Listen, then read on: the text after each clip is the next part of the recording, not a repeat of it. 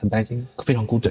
能吃软饭，这是一种很大的魅力啊，对吧？哎，停，我觉得你一直很开心啊，不一样，不容易啊，足足等了1年、你就让我们孤独的开心，对吧？干杯！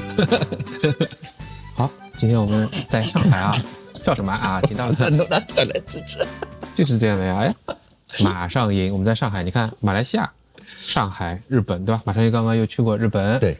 啊，这个时机特别好，我们2个上海人在上海相遇，而且呢，如果看过的人都认识马上赢了，对吧？看过什么？看过我们去年差不多同一时间，我是去年12月回来的，对，采访你，那时候你刚刚到东马3个月，你这个让大家印象可深了，什么地球仪上随便一转掉了一个地方，对，这个凡尔赛你知道吧？是真的就是这样。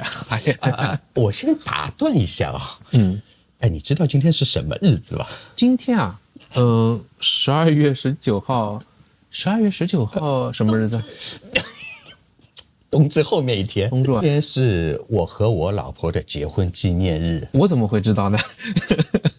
我接下来啊，去年我们拍这个片子的时候，哎，你知道是什么日子吗？是你小孩出生的日子，是我生日。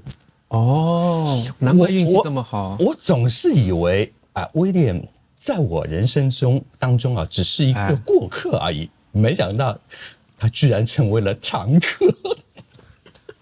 好，那么为了庆祝你跟你老婆生日，好吧，我们这一集我把收益分你一半，你待会儿也分我一半，我们就看谁表现好。所以很巧，威廉的那个夫人送给我老婆这个香的香薰，我打算借花献佛是吧？对，好。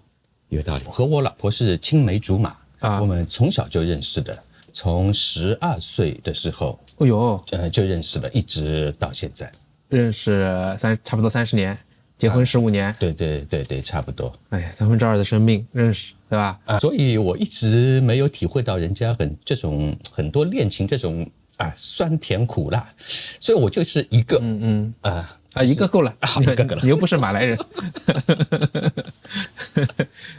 今天啊，我想主要是抓你啊，我们来聊一下，去年如果我采访你的时候，我们还不是那么熟，那么我主要问你的是，你到东马是如何适应的？为什么选择那里？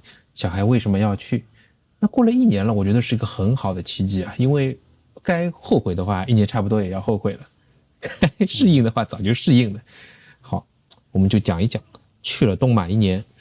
你感到最大的变化，自己的发生在家庭身上的思想的小孩的，用一些快速用一些词来形容的话，最大的变化是什么？最大的变化就是开心，我觉得是变开心了吗？发自内心的开心。我觉得你一直很开心啊，不一样，这里只不过是单纯的开心，那里就是用言语难以形容，这种就是你现在用的这里已经是指在东马了是吧？这里是单纯的开心，那里你把上海已经称为彼岸了是吧？那里对，还有什么想法吗？开心？从某种程度上，就是我刚刚跟你说的，如果不是我的父母在上海，不是我的老婆在上海，我根本不会再回来了。哎呦，你这想法跟我太太一模一样。对，这回是我把她拖回来的。我说我要见父母，我要见一些朋友。她说我真的不想回来，她不知道说了多少次。然后为了这个事情，她回来前也是各种小情绪、小脾气。对，因为不是说上海不好，也不是说这是个你本来上海人，怎么现在又说这种话了，对吧？经常被人骂。我不在乎，我也不在乎。我只要在乎身心健康就可以了 ，OK， 对吧？这也算是我为什么要在乎别人的感受？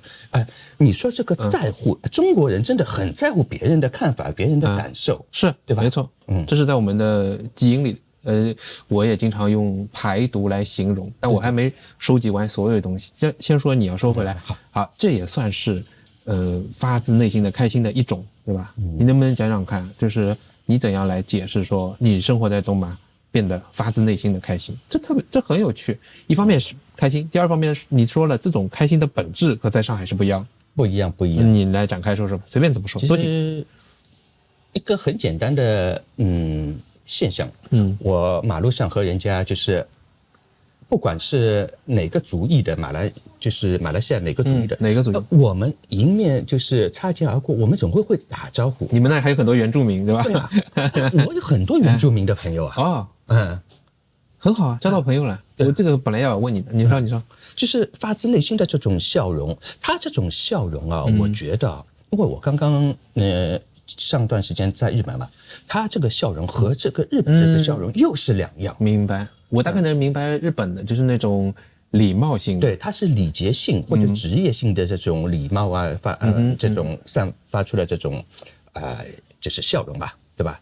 但是东马。我觉得很神奇的，他东马又和他那个就是礼节性这种笑容不一样，他是发自内心的这种可以说淳朴的笑嘛，这种当然，我觉得友善的笑，更多的是看到我们这些外国人是这种包容的那种笑声。用我太太的话，她也经常形容啊，就是说那是那种从来没有被欺负过的人的脸发出来，就有点像我以前去美国的时候。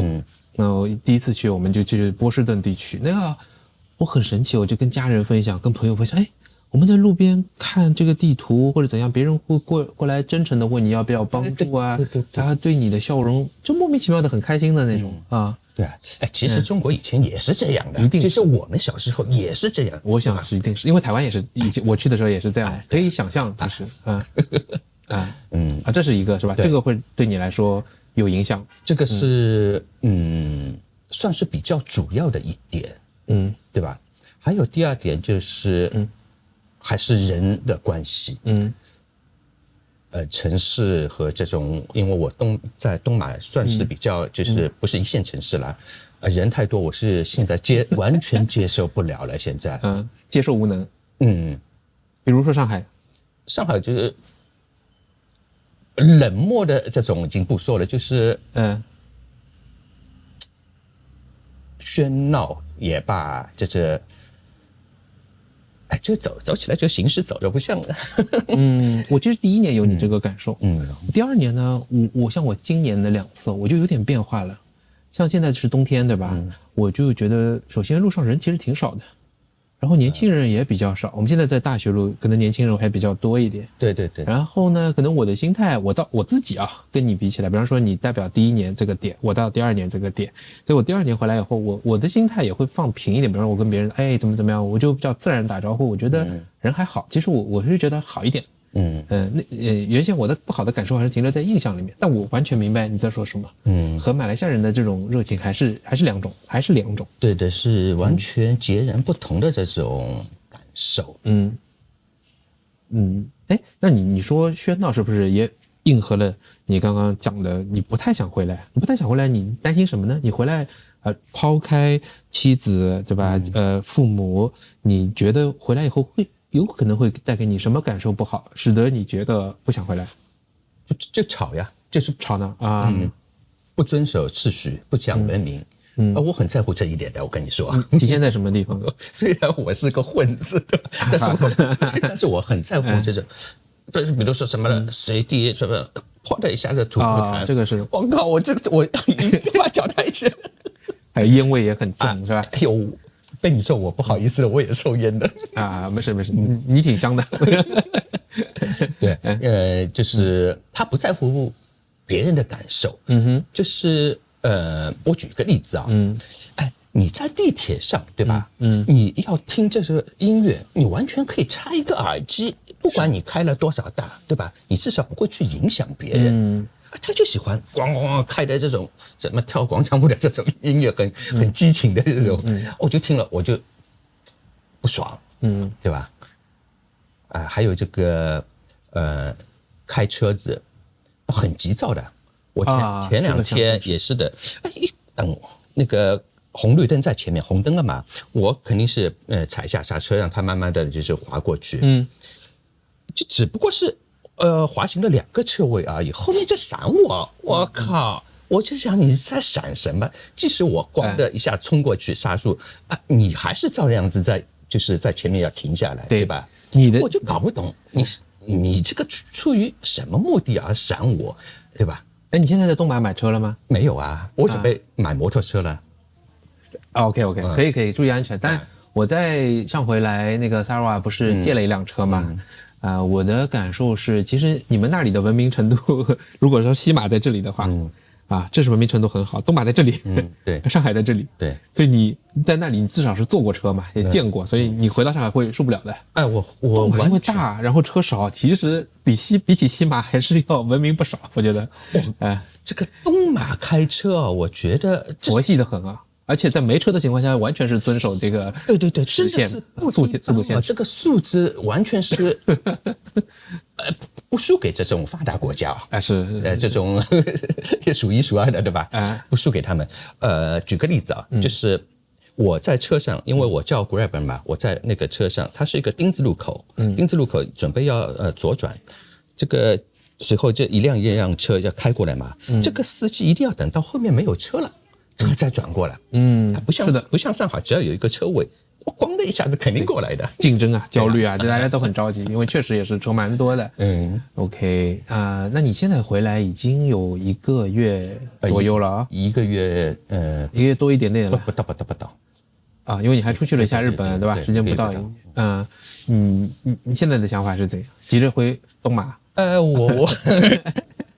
我知道我老婆不大看这个东西的那就没事嘛。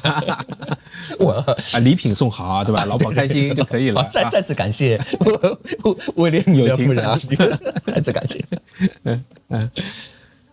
其实说第2天我其实就想回去。你这个我很强烈的这种感觉。你算是 I 人可能对吧？比较内向。也不是吧。反正我就喜欢安静，不算是 I 人。如果你比方说以前你上班对吧，做外贸，一天很忙的结束了，有朋友来问你说，我们去酒吧放松一下，然后你另外一个选择就是在家里自己看看电视、看看书，你选择哪个？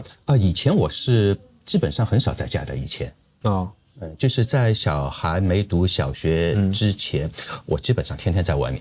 那你不是 I 人。随后等他那个。小孩读小学了嘛，我就基本上不出去了。又好像是2个极端，等等。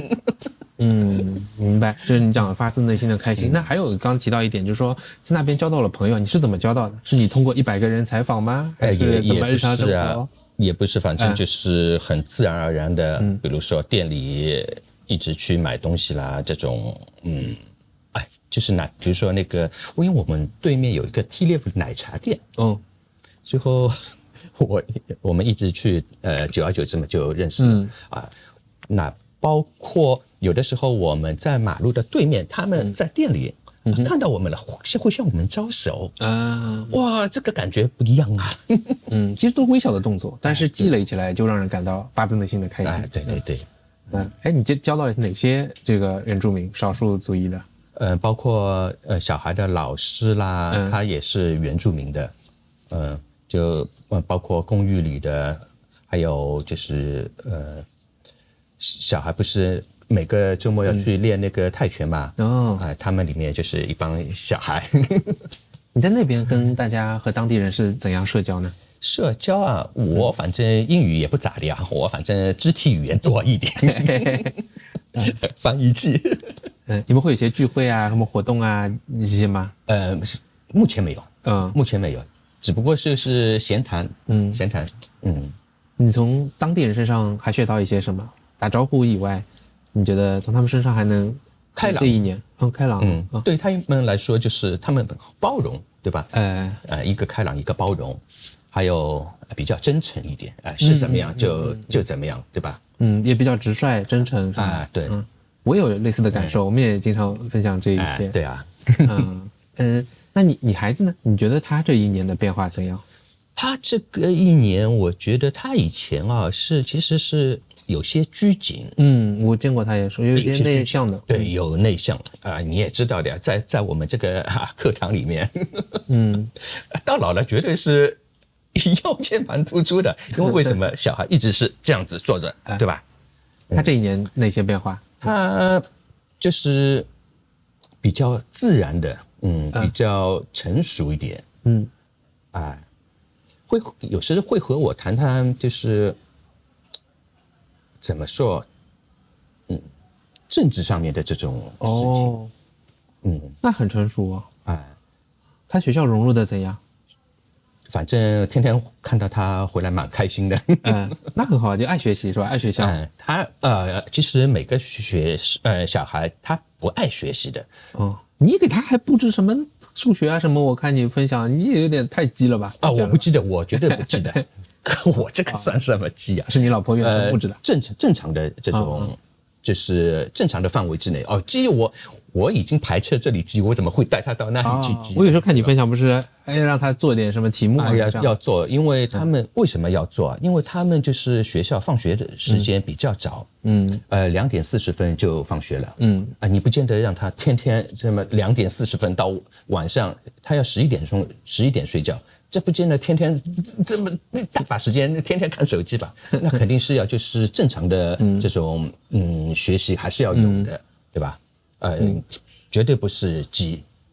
那他发生了哪些变化呢？一个是比较开心，还有些什么？还有比较喜欢室外的这种运动了。以前不太喜欢这种室外的运动了，也没这机会啊。对啊，就是他现在在上海一直和我说，他也想回去，为什么？可以找他同学踢足球了他找得到吗？找，同学有空啊。因为我们公寓里面基本上住的大部分都是他们学校的，所以他可以找到。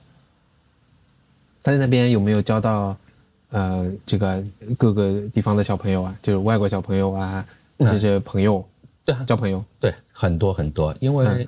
就是我刚刚说的嘛，就是学校里面的这种留学生，各个国家的基本上都住在我们公寓的，最后他们每天就是同进同出这种，平时在这一起踢足球啦这种，关键是他们现在就是中学了，可能比较大了喜欢就是有的大部分的时间呢在那个家里，不像小孩。幼儿园到那个小学阶段，很多小孩在那个公寓下面，他们会一直在玩。OK， 还有个事情，我就要恭喜你，就是在过去的1年里面，你把东马的第2家园也办下来了啊，这个是一个很大的一个进展吧？不容易啊，足足等了1年啊。我们有不少朋友也是等了1年，尤其是去年在西马，就是联邦政府的那个政策。中断以后嘛，他们等了蛮久的，他们其实也是早就交了申请，因为那个中断就中断了，等到开放以后才慢慢可以办得上去，现在怎么样？就是可以快速通关了是吧？享受到待遇了吧？对，以前出行你要提交那个什么资料啊，来回机票啊，住宿行程啊这种。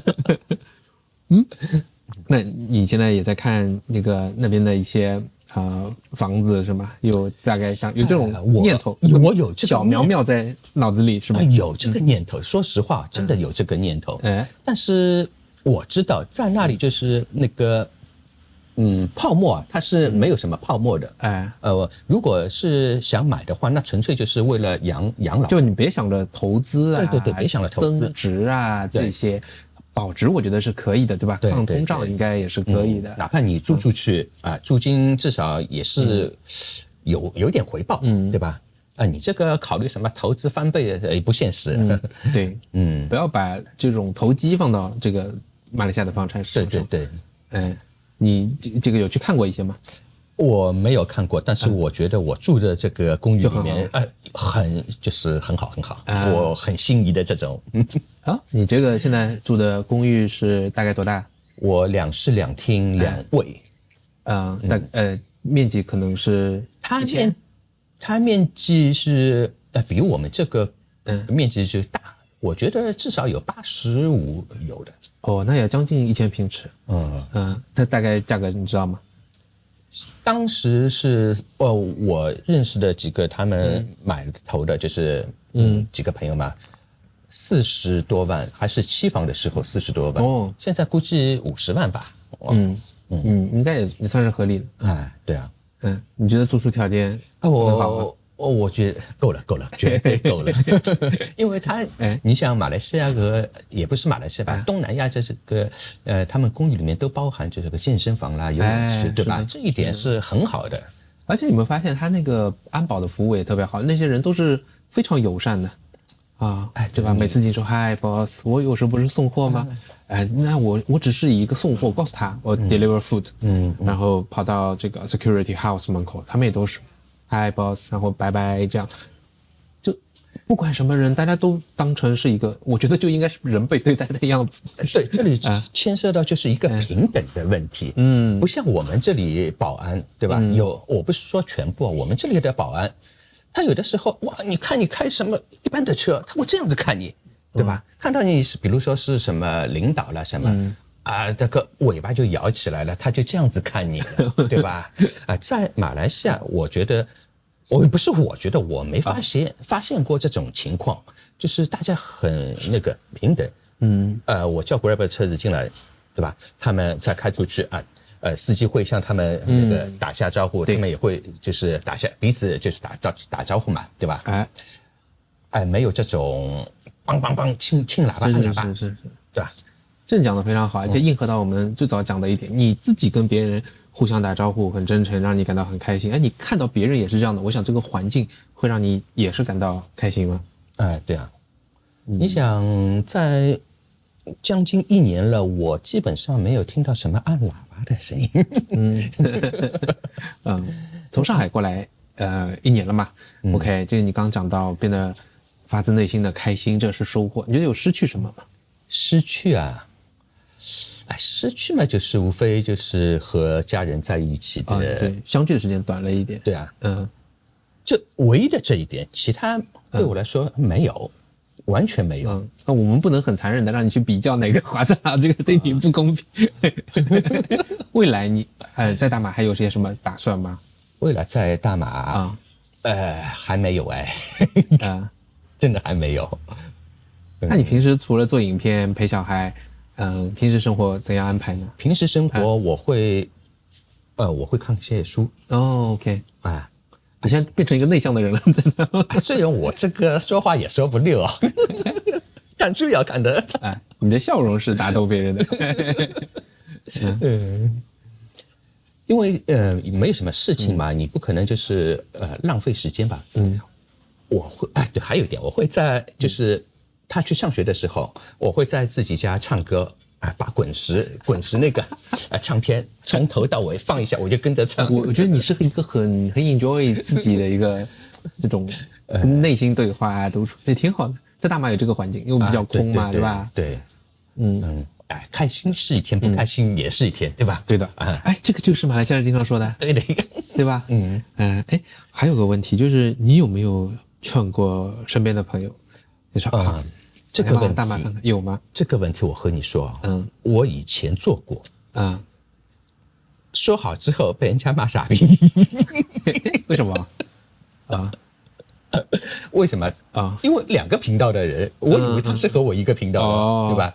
其实他说到这个，他和我是2个频道的，那他不是说我傻逼，他肯定是傻子一类的。把我归纳成这里，对吧？其实我打一个比方有一条路，这个路呢是单行道，你要开过去，这里呢你会和他这个人开过来，你会觉得哇，我是不是开错了，对吧？有点意思。再来一辆，你会觉得他是不是开错了？最后再来一辆，你会觉得哇，我是不是开错了？最后来了个几辆，你会觉得哇。我还是掉头，对吧？我懂你的这个比喻我慢慢，其实我这几年我比较大的一个心理变化，就是变得某一种程度上的孤独，就是生活是不孤独的，也能交到朋友，但我越来越发现跟我们想法一样的人太少了。我不知道，就是我身边还有我认识的，我每天看到的人，有几个人可能我们稍微说深一点还能说到一起去，我有点很担心的，非常孤独。其实我没去马来西亚之前，我妈一直说我不和人家交往，她言下之意就是虽然我是他儿子，言下之意他觉得肯定很怪这个人，对吧？结果我到了大马之后，我觉得我靠，原来不是我怪呀。那你回到劝的这个事情，你劝的是一些本来就跟你想法不一样的，有没有一些人比较，我们身边有这样的朋友，他比较痛苦，哎呀，小孩压力太大啦，或者这个他也对很多事情不看好，他本来就想出去，那我们给他一些建议，这样的朋友你还会劝吗？我现在不会劝任何人，不会劝任何人。一方面，客观环境不一样，家庭组织成员不一样，还有经济收入不一样。就算是都达到了，说和做，其实是不一样的，对吧？你做还有快的做，还有拖，也是不一样。所以我觉得，要做的人不需要你去说 ，OK， 对吧？他不做的人，你说再多了，他就会在背地里嫌你烦，对吧？就这几个结果，所以我现在不会去劝任何人，对吧？我也没这么大本事，我们也差不多。其实我这回回来，主要是想劝我以前团队的2个同事，还有父母也跟他们稍微说一下。照顾的压力也确实蛮大的，但是确实跟你讲的想法很像，就慢慢接受了这种状态嘛。那你承认我刚讲的这个感受嘛？就是你会感到在这个世界上，在价值观上变得孤独了，变得独立了。对啊，一直是这样，一直是这样的。你能跟这个相处吗？我还处于矛盾期，就风雨飘摇期。我现在就是觉得不应该这么孤独，我觉得。我现在就是怎么说啊？把这个东西撇开，朝这个方向，就是你不要把，就是想到这个你就觉得不能和他交流了，对吧？你把这个放在边上。我懂你意思，就聊那些能聊的部分，是吧？对，我也知道我们聊不了太深，是吧？因为你聊到这个，最终的结局就是不欢而散，对吧？那为了大家不要有这样的结果，咱们就怎么说呢？就是聊这里这个部分，好，很好，对吧？那我们讲，因为怎么说，你在这里。你光像我们这样的就是想法的人，你没有办法生活的，知道吗？对吧？其实很多人都觉得，这有什么关系了？他们不理解，你让他们设身处地的到这里来生活几年，对吧？我跟你说，完全没办法生活的，对吧？只不过就是原则性的问题把握住就可以了，对吧？我也不在乎多你一个朋友，就是少一个朋友，你踏破这个原则这个底线，对吧？我没必要和你就是硬着头皮要贴着就是上海话什么热脸贴冷屁股，对，我没必要这样子，对吧？这是我的想法。你现在还觉得生活在东马比西马更适合你吗？因为我西马我从来没有去过，我只不过是短暂的停留在吉隆坡的机场。OK， 但是你给我再次选择的话我还是会这个东马就好，非常适合，说明你内心对它接受度非常高。对，很好。我打断一下吧，观众朋友们，你们有可能没有看到过威廉夫人的。自柔放在他的眼睛就可以，绝对是知性女子绝对，知性的绝对啊！我跟你讲，我有很多女朋友看了你们2个采访的，就是你那天晚上连线马上赢的视频，其中有一个我们都认为绝顶聪明的神童朋友，他说马上赢是个有大智慧的人。不，真的没有一种本能，没有，就是这个朋友是劝我们2个早点要移民，已经劝了我们10几年了。他现在他是美国人嘛，所以就是他就觉得说，上海男人能够做出这样的决定的人是很不容易的，而且上海男人可以以一己之力在家里面去照顾孩子的这个饮食起居，然后又一直想要就是照顾好上海这边的家庭，他们认为这是模范的上海男人的一个表现嘛。但是你们那集视频之下，我也看到有一些不一样的不太和谐的声音，他们会说，这个男人这个要出去赚钱的嘛，你这个样子跟吃软饭有什么样子的区别？就是你内心有没有听到过这种挣扎的声音？吃软饭这个问题，我觉得只要香就可以了。首先我不是吃软饭的，这个澄清一下。第二点，我觉得能吃软饭，这是一种很大的魅力啊，对吧？凭什么说大智慧，大智慧。凭什么说男的一定要主外，女的要主内？对，其实反过来就是不一样的。有的时候，当然女的适合就是在外面，那男的适合在里面，因为我们父辈不是爸爸都是这个马拉松，就是对吧？对。都是这样的，我觉得也是。你像什么泰国的 sticky rice 啊，我们的竹筒饭啊，都是比较软的，我看都蛮好吃的。就是你看哦，就是其实对上海男人来说，他的这个社会角色其实要比普通的男人更多一点。我是指中国的内地的其他地方，他不光要我们对他社会期待是你要会赚钱，还要再把家庭也照顾好。所以其实上海男人比其他地区男人可能生活更加难一点。对，我觉得江浙沿海一带，可能是比就是内陆的北方的会好一点。他们就是顾家的这种程度，怎么说，就是与生俱来的，也不是妈妈教的，是这样子。会把重心就是放在家里。因为我身边也有一些爸爸，就是负责就是照顾小孩的，就是生活起居、学习啊这种。关键怎么说呢？物以类聚，人以群分吧。明白。生活圈。那我第二个问题啊，就是你其实跟我们家老王比的话，其实你在生活能力上面比我们家要强很多。我们家老王，比如说做菜，他这个就不行，他烧来烧去，他只会番茄炒蛋。像我看你的那个录视频里面，现在安排的很好，每天至少2菜1汤，对吧？排骨汤啊，什么蔬菜什么都弄得井井有条。你们先录啊，我先走。别！对，确实是。那你这个生活技能是怎么培养出来的？生活技能其实是这样的，有可能，以前和就是邻居，也包括哥哥啦，我们都是住在就是老式房子一排里面的，一个带一个就是这样子。看到我也尝试一下，最后久而久之了，再包括我妈妈以前一直在外面出差的，那我爸爸也不会弄的所以就是包括有的时候买这我能馄饨芯子，就是都是这饼子对，最后包馄饨，那从小就是我来包包的，久而久之也就是这样子了。我觉得其实不是擅长不擅长烧菜，只不过就是味道环境造就人一个环境，一个就是味道而已。你下次就再放点盐就可以了，就是这样子。好的。我第三个比较尖锐的问题啊，那我也有很多的这个女朋友看了这期视频，他们就问说，那马上那你们在这个东马生活，然后孩子读国际学校，那肯定是生活上面需要有收入嘛？那你们这样的一个生活方式又是夫妻两地分居，那主要的这个收入是怎么样子来维持现在这样的一个生活方式呢？就想到这些问题，所以就没出来。对，他觉得解决不了收入问题。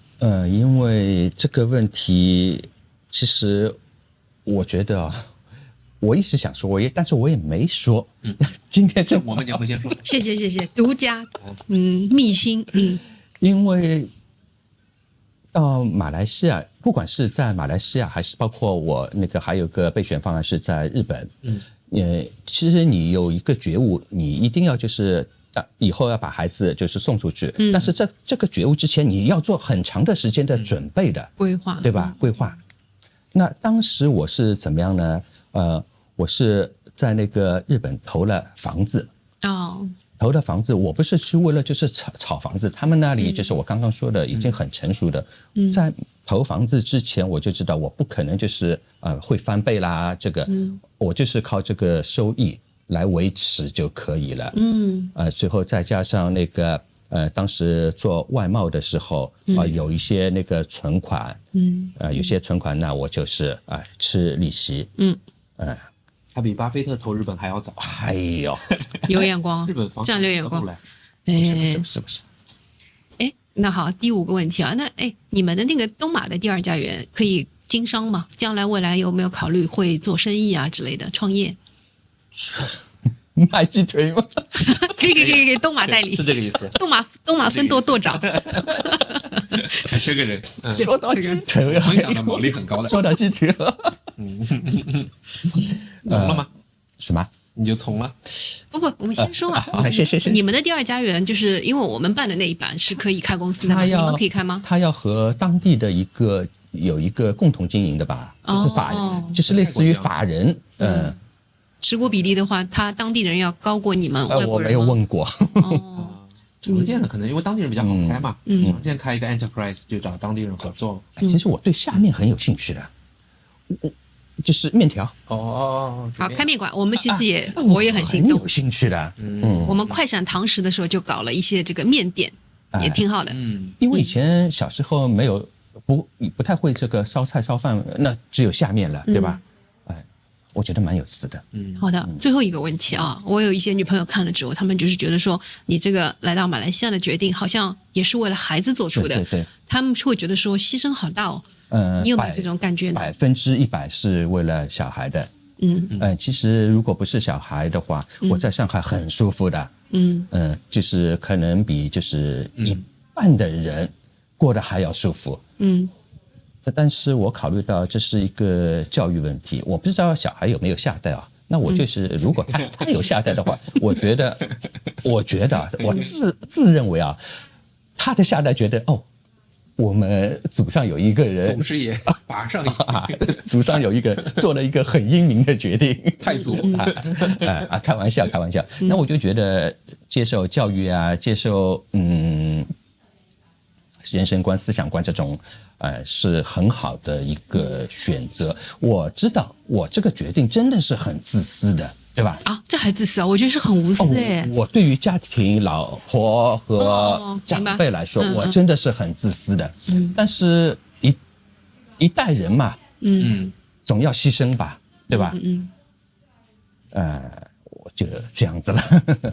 真的是大智慧。其实和你们一样的呀。你比我们无私多了，我们可能还是有一些。我们而且可能移居的会更多考虑自己想怎么生活，但是像你这100%是为了孩子，这个确实很令人动容啊。因为我是这么想的，因为再等孩子大一点了，那我就要回过来，就是去照顾父母了。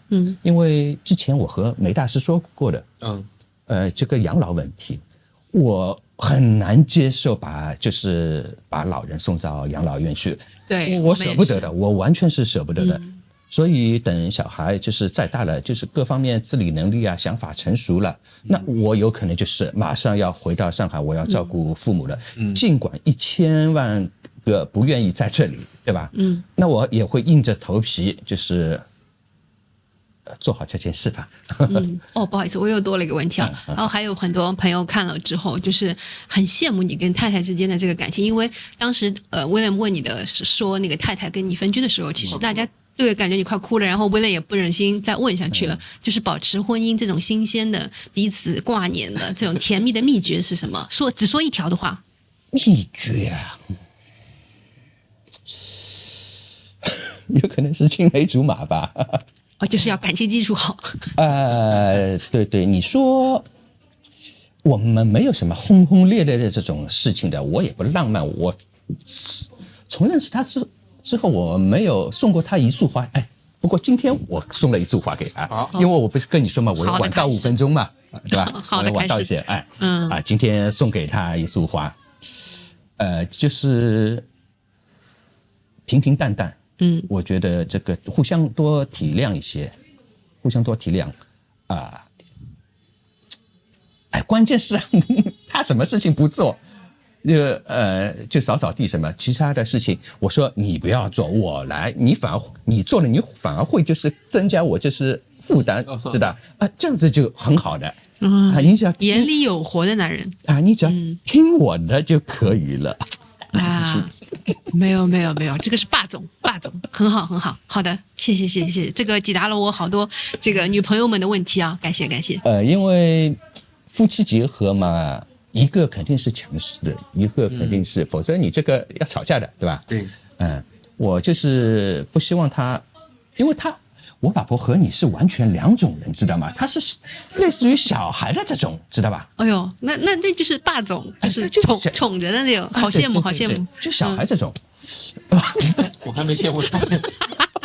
这个霸女总羡慕人家，乖女。挺好的，你们就是我就一直觉得我带了一个儿子，带了一个女儿，就是这种感觉。明白。真好，好羡慕，不要羡慕，内心苦啊。好，干杯！今天晚上有什么这个晚上安排仪式吗？没有任何仪式，我们不搞这些外食。他希望我搞这些东西啊，那女的都可能都是有这种，对吧？啊，有这种念头的，浪漫的浪漫。但是我觉得我这个比较是实在，不会搞这些。你说送花，说实在的，我情愿送你2个馒头的，对吧？作为男的来说，华而不实嘛，对吧？肯定是要面包，要那个馒头，但是女的那她肯定就是要花，但是我也尝试在改变嘛，对吧？就送花，其实蛮好的。我看你今天的状态，跟我看我们住的这个地方旁边那些陪读妈妈们的状态，我觉得你是完全是被生活滋润的很好的这样的一个范例，真的非常好啊。对的，我自认为也是这样子，我没有在那里，我没有觉得什么孤独感的什么烦躁啊，是完全没有。什么时候到喜马来欢迎来，我们带你和那个小明一块好好的玩一玩。好的，可以住我们家。好的，谢谢。还有什么问题吗？没了，结束了。好的，就要猜2集了，应该挺好玩。好的，就这样吧。好，拜拜。拜拜。好，水了2集挺好的。那你有一次在帖子里也用了“重生”这个字，对啊，这让我重生，重新变得，发自内心的开心，对吧？那我就让我们孤独的开心，对吧？干杯！干杯！好，